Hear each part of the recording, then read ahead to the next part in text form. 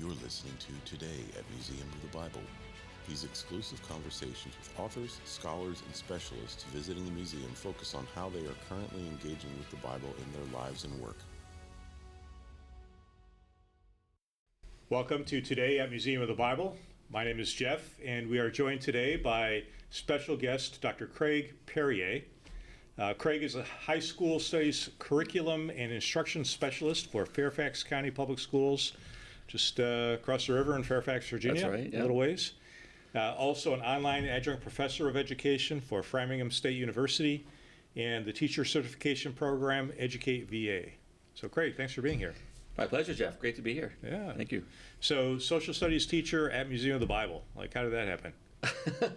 So connections matter, right? And Sandra Argo is a great friend, and we met at a conference, a small conference. Sandra's our director of education, by That's the way. right. Yeah. That's right. We met at Radford University at a very small conference called Are You World Ready? And we stayed in touch. And there's a proximity. Fairfax is a great location with DC with museums. Right. And we stayed in touch and said, we teach about world religions in high school social studies, so let's stay in touch and see what partnerships we can have. Yeah. So you helped us with some curriculum resources, right, for public schools? That's right. Yeah. The C3, the inquiry design model, is a national model that schools and organizations use to develop inquiries for K-12. And we worked on 3 together here for the museum, one on archaeology, one on Gutenberg Press, and one on the intersection between science and scripture. Yeah, great. And those are available on the website, right? C3 Teachers Hub? That's right. So right? anyone on the planet can use them. Yeah, free stuff. So go ahead and use it. It's all great. And meets state standards for different areas of the curriculum? Yeah, they're flexible, right? Okay. So the teachers are expected to modify them for your context, but the structure, the layout is what the Museum of the Bible provided. Questions, tasks, and resources. And then teachers decide what they need to modify for their students. Okay, Great. So social studies and Bible, I mean, this is kind of a conflict area, isn't it, somewhat? Or how does that work in your setting? It's not a conflict area. Okay. Public education for many years has been a place where religion needs to be taught. It's part of the curriculum. It's rare. It's not part of a state curriculum. I guess the nuance, right, is that when you teach about a religion, you're not, evangelizing You're not it. advocating for That's it. Right. Right. So seeing it as a cultural, historical, human phenomenon, and that's part of our world history survey courses. Okay. So is the Bible in particular part of that curriculum, or is it kind of the religious dimension more, religious history? Right. So Virginia has had standards in 2015 when I arrived in Fairfax. We just did a revision of those, which will start in 2025. And the Bible is explicitly mentioned. Okay. Yeah, as something to know about. Right? Yeah. As are other religious texts. You talk about Islam, you got to mention a Quran and that's right. those kind of things. That's right. Part of their history. Yeah. So what's kind of trends or new developments in education? Why do we need new curricula? How does this kind of work in your field? So new curricula in Virginia, it's a event. It's a normal event to have revisions every 7 years. The trick is, or what's really important, is how every school district enacts that curriculum. So the state provides a good framework, and they know it's for the entire state. So if you're in Fairfax or Newport or Virginia Beach, how you enact them is up to that district. Okay. Not a total, we do whatever we want, right? But for nuance, for population of students, what is your pacing? How do you want, where do you want to go deeper? Right? Where do you want to stay? For their survey courses, right? You make decisions about how to enact it, right? And then what resources to use. So if one of the schools I work with or a district in Virginia wants to use the C3 on Gutenberg, right, that you produce, it's probably going to be a longer unit, right? And something else will contract. As far as trends, inquiry in social studies, as it should be, is more popular than ever. And I say it should be because the root word for history is to know, to learn through questioning, right? So that makes sense, right? And with that, things like, can we get students to discuss their learning, right? Through thinking routines. Something out of Harvard, Project Zero, uses historical thinking routines. And if you believe that learning is a product of thinking, their routines are a great instructional strategy to use. Yeah. So not just memorizing facts like what year was the Civil War or something. But I mean, gosh, no, that's a great course, maybe memorization, but it's definitely not a good history course. Yeah.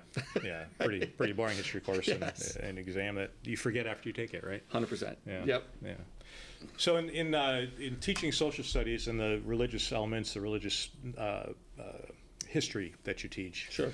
And you focus on American history, is that right? Or do you do everything? Yeah, so in Virginia, there's a survey course on world history from ancient to 1500. Okay. A second part, 1500 to the present. Okay. Then there's a U.S. history survey, a U.S. government survey, and there's a world geography survey as well. Okay. Yeah. Okay. So from your teaching experience, kind of understanding of history, where are some places where the Bible has been a bit of a important element of that story, of that history? Are there certain times that it's kind of key to bring it out? Yeah, so it mostly shows up, going from my memory here, I'm visualizing the curriculum here, the standards, in our World History 1 survey course. Okay. Yeah. It's more of an introductory standard that kind of does a survey, also in World History 2, does like a survey of what is religion like during the start of our course, start of our survey. So it's more of an underlying or foundational aspect, and then there'll be specific standards on religion. So I'm thinking about World History 1 survey that has a standard or has kind of merged standards on the Roman Empire and development of Christianity, right? There's also before that, obviously, are standards on the development of Judaism, right? And the Bible is part of that of that standard. Right. But I'm trying to think about maybe for U.S. history or government, that doesn't come out as much. Oh, really? My memory. Yeah. Not that I can visualize it in the standard, but please know that the standards are not the totality. Yeah, right? they're kind of the top level, right? Or it's the floor. Or the floor. Okay, I see and what then, you're saying. and then the teacher can built up from that. Extrapolate. Yeah. Yeah. Okay. We'll have to walk you through the Bible in America exhibit too. That's right. right. Yeah. So you've been through the museum, right? At least a couple of times, I think. Yeah. I haven't seen everything. Okay. But I've seen a lot. Okay. Yeah. And I'll just ask. I might delete this response later, but so just educationally, what's your take on what the museum is doing? Yeah. Yeah. Any observations? Sure. So, I'll start with this. So far my favorite exhibit is, I believe it's called the Hebrew Bible. Yeah, Hebrew Bible Experience. Oh, it's great. Yeah. So why is it great? Okay, so first of all, so the content is clear, understandable. Yeah. It's chunked out. You get up and you walk through the exhibit, and then the video and the audio is really spectacular. Yeah, I mean, it's very well done. Yeah, I was pleasantly surprised, right, for that. No, I didn't expect. Yeah. It blew me away, right? Okay, As far yeah. and so I want to go see it again. That really stood out. Your collections also stand out to me. I forget what floor it's on, but just the history of the Bible floor. I believe so. Manuscripts, that ends up with the translation. Exactly. Yeah. The Relations exhibit. Yeah. It's wonderful. So that connection between the past and the contemporary is something we always look for in good history education. So that is a really explicit aspect, which is valuable. So it's all been positive. People might be concerned about public education and Bible, and talk about what we mentioned earlier. Is it saying this is the only one way to believe or think, and that's not the case here, right? So the plan is to bring some teachers here next school year, actually. Oh, excellent. Yeah. We like to. Often we go to museums for meetings or events, and we're trying to make that happen. Yeah. Great. Be great to have them here. And, nice. And we're not gonna bite them or anything, right? Yeah. I hope not. That's right. So we're generally pretty nice people, right? Has the Bible impacted your work, research in any kind of personal ways? Like, has that been a foundational or a part of your experience, what you bring to the work? So here's what comes out immediately with that question. So there's events in the summer sponsored by the National Endowment of Humanities. Okay. And Yeah. years ago, I attended one. You apply that, you get it. And it was on jurisprudence and criminal justice system in the United States. And one of the books we had to read for that summer experience, as a professional development experience, was the Book of Job. Oh, wow. Right. That's a good, right? They lock you into cells and have to, that's pretty deep. Yeah. And we analyzed the Book of Job as, discipline and punishment and power. And it framed, I guess, my understanding of the Bible. By the way, I also went to Catholic school growing up. So Okay. I did have, there's a lot of... You had a foundation there. Yes, correct. That's right. But when people ask about my I don't know, my interaction with the Bible, the Book of Job always comes out first to me, just as it was my most recent, deeper interaction with something that's part of the Bible. I do have a favorite quote of the Bible. If that's... Sure, I'd love to hear it. Yeah. I forget what book it's in a letter. I think it's the day of the Lord comes like a thief in the night. Oh, thief in the night. What a great reminder to actually live the life, live a great life, and live a positive life, and You never know. You never know. It actually comes up many times in the New Testament in particular. Right? Be ready for the day and the hour you do not know. That's right. Yeah. So with you work with a pretty broad group of teachers and curricula, statewide and through your resources, globally. Yeah. Kind of what advice do you have for teachers, maybe particular with the religion issue or just in general with education, where it's somebody just getting into the field? What advice would you have? Regarding teaching in general, or teaching in general, or religion aspects? Yeah.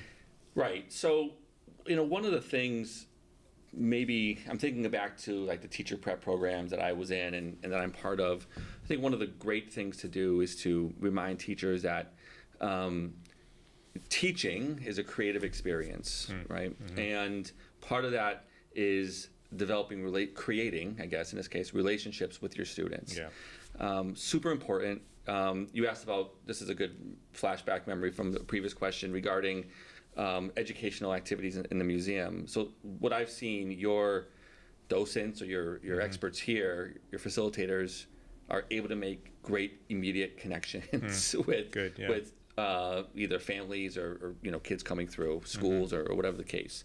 So that's super important. I'm not going to learn from you. The old saying. If you don't care, right? Right. So relationship building. But you can't teach only through relationships. You have to be prepared. You have to design your learning experiences. That's super important. And I think the last thing that would come out is seek out. And seek out to get better. You can always get better. You're gonna. Yeah. I believe there's no Grey's Anatomy for teaching, right? Like for medicine. So you have to.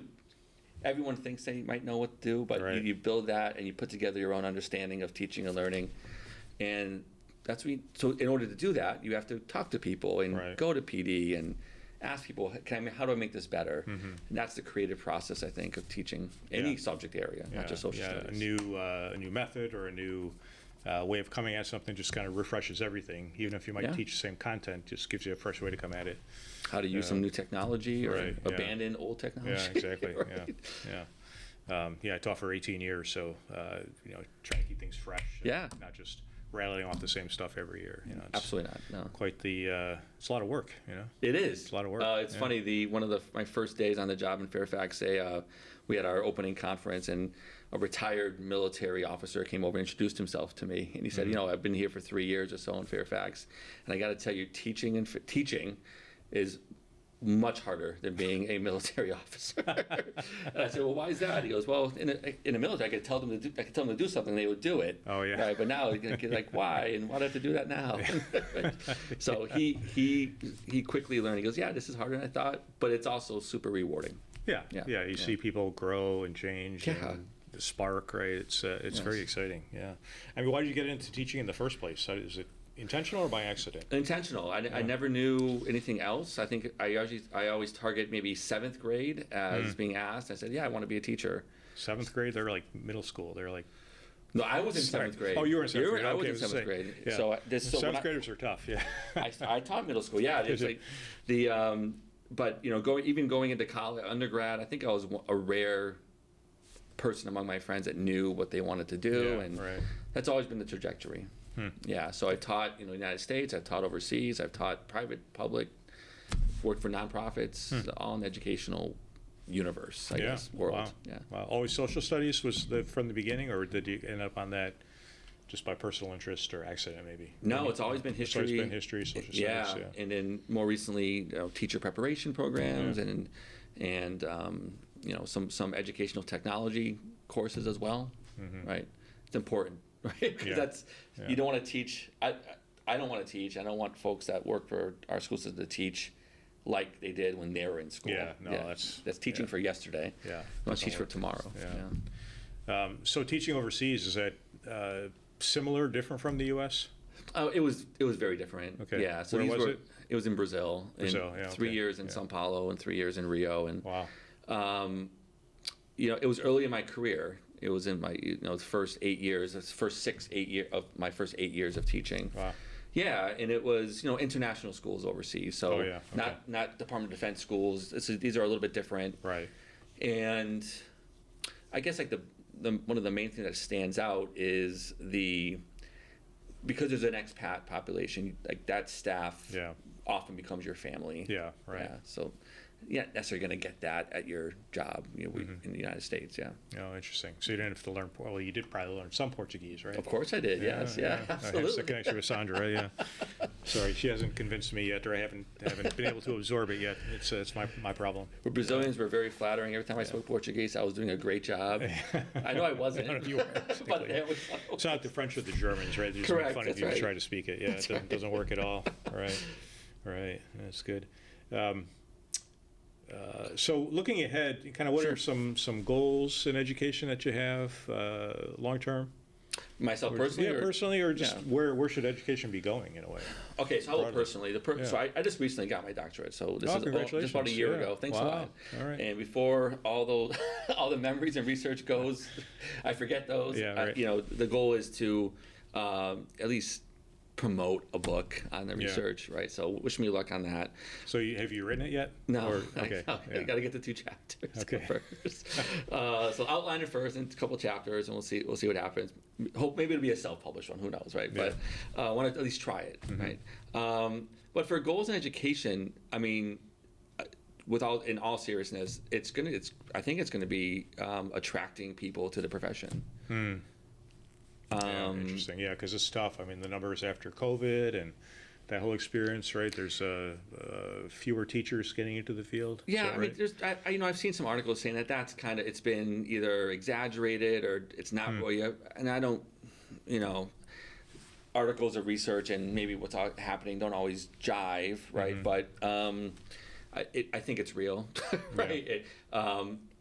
Across the country. So, I may be rethinking the profession in some ways.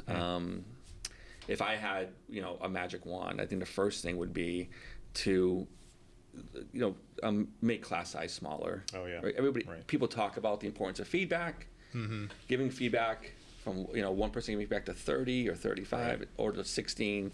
Yeah. It's different. Now, someone might say, well, hey, AI can do that for you. The human component is needed. Yeah, that's interesting. Yeah, smaller sizes.